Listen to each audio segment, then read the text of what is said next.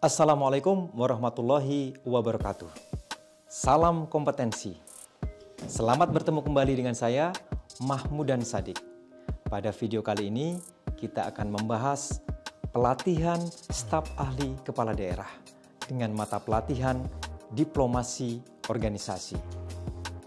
Mata pelatihan ini dilatar belakangi suatu kondisi bahwa kompetensi staf ahli kepala daerah dalam melaksanakan tugas dan fungsinya perlu ditingkatkan. Sehingga tugas dan fungsi staf ahli kepala daerah dalam menyusun kebijakan publik di daerah perlu disertai dengan kompetensi secara memadai. Sehingga diperlukan peningkatan kompetensi staf ahli kepala daerah yang nantinya diharapkan berdampak pada peningkatan kualitas kebijakan publik di daerah. Bapak Ibu sekalian yang saya hormati, deskripsi singkat dari materi diplomasi organisasi ini adalah mata pelatihan ini akan membekali peserta dengan kemampuan mengaplikasikan diplomasi organisasi dalam melaksanakan tugas dan fungsinya. Hal-hal yang dibahas dalam mata pelatihan ini meliputi menyiapkan bahan komunikasi diplomasi, menganalisis posisi pihak lain sebagai tujuan diplomasi, dan menyampaikan komunikasi secara persuasif.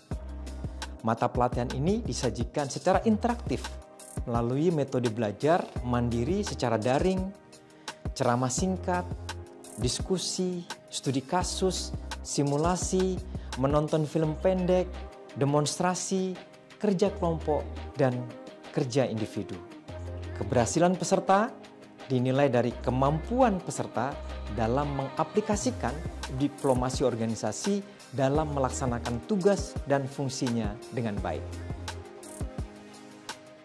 Tujuan pembelajaran dalam mata pelatihan ini, setelah mengikuti pembelajaran ini, peserta diharapkan mampu mengaplikasikan diplomasi organisasi dalam melaksanakan tugas dan fungsinya dengan baik.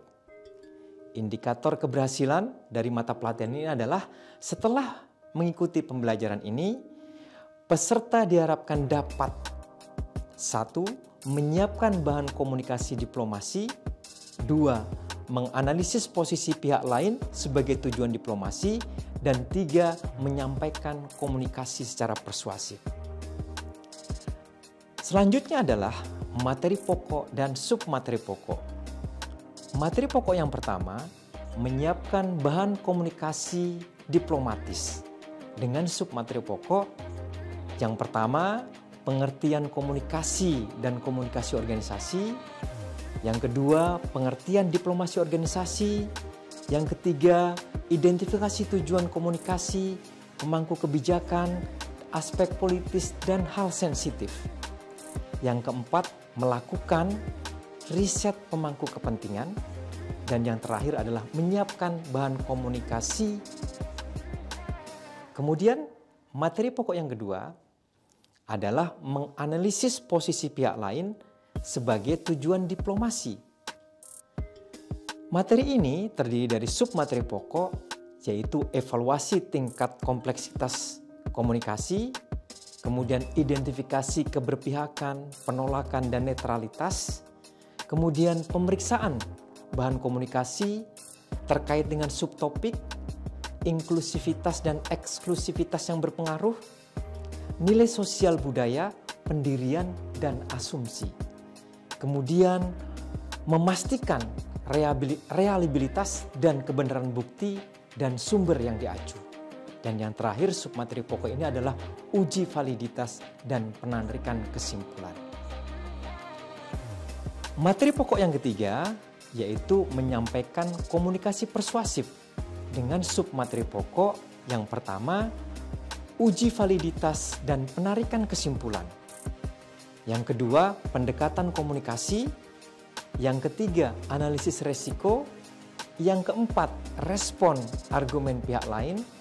Yang kelima, informasi diajukan untuk memperkuat opini. Dan yang keenam adalah kesimpulan pihak lain. Bapak Ibu sekalian yang saya hormati, demikian gambaran ringkas dari mata pelatihan diplomasi organisasi pada pelatihan staf ahli kepala daerah. Terima kasih atas perhatiannya. Sampai bertemu kembali dengan saya, Mahmudan Shadiq, pada video-video selanjutnya. Wassalamualaikum warahmatullahi wabarakatuh.